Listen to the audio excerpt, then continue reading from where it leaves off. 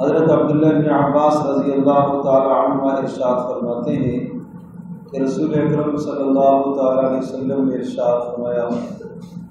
وہ شخص جو اپنے گناہوں پر شرمندہ اور نادم ہے وہ اللہ تبارک تعالیٰ کی رحمت کا انتظار کرے۔ یعنی جب گناہوں پر شرمندگی ہوگی تو اللہ تبارک تعالیٰ اس کے گناہوں کو معاف فرمائے گا اور مزید اللہ تبارک تعالیٰ اس کے ساتھ رحم اور کرم والا معاملہ کرے گا۔ غرض یہ کہ گناہوں پر ندامت اللہ تبارک تعالیٰ کو یہ عمل بندے کا بہت پسند ہے۔ والمعجب ينتظر المقت، اور وہ آدمی جو گناہ کر کے خوش ہوتا ہے وہ اللہ کے غضب اور غصے کا انتظار کر رہا ہوتا ہے۔ گناہ پر خوش ہونا اللہ کے غضب اور غصے کو دعوت دینا ہے۔ گناہ کر کے شرمندہ اور نادم ہونا یہ عمل اللہ کی رحمت کو کھینچتا ہے، اور گناہ کر کے خوش ہونا اور لوگوں کے سامنے اس کا چرچا کرنا اور بڑھا چڑھا کر بیان کرنا، میں نے یہ کیا، کسی کو کوئی تھپڑ مار کے آیا کہتا ہے میں نے اسے ایسا مارا ہے، کوئی گالی دے کے آیا ہے کہتا ہے اس کو میں نے ایسی سنائی ہے، یہ کیا ہے وہ کیا ہے، تو یہ گناہ کر کے جو خوش ہو رہا ہے بطور فخر کو اسے بیان کر رہا ہے۔ ارشاد فرمایا یہ آدمی اللہ تبارک تعالیٰ کے غضب اور غصے کو دعوت دے رہا ہے۔ وَاعْلَمُوا عِبَادَ اللَّهِ، اور پھر تیسری بات یہ ارشاد فرمائی کہ جان لو اے اللہ کے بندو، ہر عمل کرنے والا چاہے نیک عمل کرے یا برا عمل کرے اور وہ اپنے عمل کے سامنے پیش کیا جائے گا، اور اس دنیا سے اس وقت تک وہ رخصت نہیں ہوگا جب تک اپنے اچھے عمل کا اور برے عمل کا نتیجہ نہ دیکھ لے۔ اچھے عمل کا کسی نہ کسی درجے میں یہاں اسے صلہ ملتا ہے، اور برے عمل کی بھی کسی نہ کسی درجے میں اسے یہاں سزا ملتی ہے۔ چنانچہ اگر نیک عمل انسان کرتا ہے تو اللہ تبارک تعالیٰ لوگوں کے دلوں میں اس کی محبت ڈالتا ہے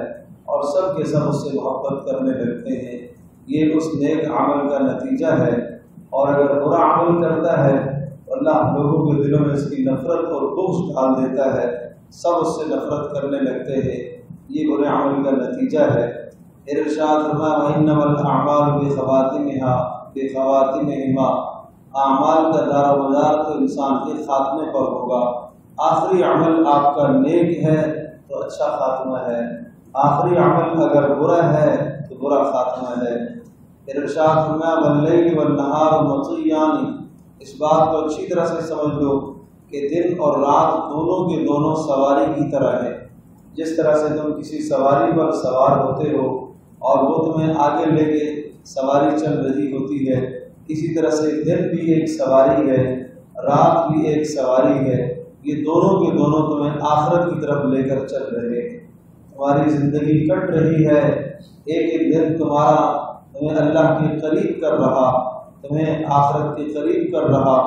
ایک ایک دن تمہیں موت کے قریب کر رہا۔ جس طرح سے سواری تھوڑی تھوڑی دیر کے بعد آپ کو اپنی منزل کے قریب کر رہی ہوتی ہے، اسی طرح سے دن اور رات تمہیں اپنی منزل قبر کی طرف قریب کر رہے ہیں۔ وَاحْذَرُوا التَّسْوِيفَ، اور دیکھو توبہ کرنے میں تاخیر مت کرنا، اس سے بچتے رہنا، کل کر لوں گا، پرسوں کر لوں گا، اس بات سے اپنے آپ کو بچانا۔ فَإِنَّ الْمَوْتَ يَأْتِي بَغْتَةً، اس لیے کہ موت اچانک آئے گی، کل کا تمہیں مہلت اور موقع نہیں ملے گا، پرسوں کی تمہیں مہلت نہیں دی جائے گی۔ کسی بھی وقت جب موت آئے گی، آپ جس حال میں ہوں، آپ گھر میں ہیں، آپ روڈ پر ہوں، آپ اپنے کام اور ملازمت میں کھڑے ہیں، کہیں بھی ہیں، جب موت کا وقت پورا ہو گیا، آپ کے لمحات زندگی کے جو آپ نے یہاں کاٹنے تھے وہ کٹ چکے، تو اب فوری موت آ جائے گی۔ فرشتہ انتظار نہیں کرے گا کہ آپ توبہ کر لیں، فرشتہ انتظار نہیں کرے گا کہ آپ گھر پہنچ جائیں، فرشتہ انتظار نہیں کرے گا کہ آپ وصیتیں کر لیں، اس نے آپ کی روح کو قبض کرنا ہے۔ اور پھر ارشاد فرمایا وَلَا يَغْتَرَّنَّ أَحَدُكُمْ بِحِلْمِ اللَّهِ عَزَّ وَجَلَّ، اور اللہ تبارک تعالیٰ کا تحمل اور اللہ تبارک تعالیٰ کا برداشت کرنا اور اللہ پاک کا گناہوں پر سزا نہ دینا، یہ بات تمہیں دھوکے میں نہ ڈالے۔ اللہ پاک اگر تمہیں پکڑ نہیں کر رہا، جلدی سزا نہیں دے رہا، تم نے آج گناہ کیا اس نے سزا نہیں دی، کل گناہ کیا سزا نہیں دی، مہینہ ہو گیا گناہ کرتے کرتے سزا نہیں دی، تو اس کا علم اور اس کا تحمل تمہیں دھوکے میں نہ ڈالے۔ قرآن کی آیت ہے وَلَا تَحْسَبَنَّ اللَّهَ غَافِلًا عَمَّا يَعْمَلُ الظَّالِمُونَ، تم یہ مت سمجھنا کہ اللہ پاک ظالموں سے غافل ہے، انما یؤخرہم، اللہ انہیں مہلت دے رہا ہے، لیوم تشخص فیہ الابصار، اس میدان محشر تک اللہ نے مہلت دے رکھی ہے جس دن آنکھیں پھٹی کی پھٹی رہ جائے گی اور تمہارا اس وقت عمل تمہیں کام آئے گا، کوئی ساتھ دینے والا نہیں ہوگا۔ پھر آپ نے ارشاد فرمایا فإن الجنة والنار اقرب إلى أحدكم من شراك نعله، دیکھ لو بے شک جنت اور دوزخ تمہارے قریب ہے،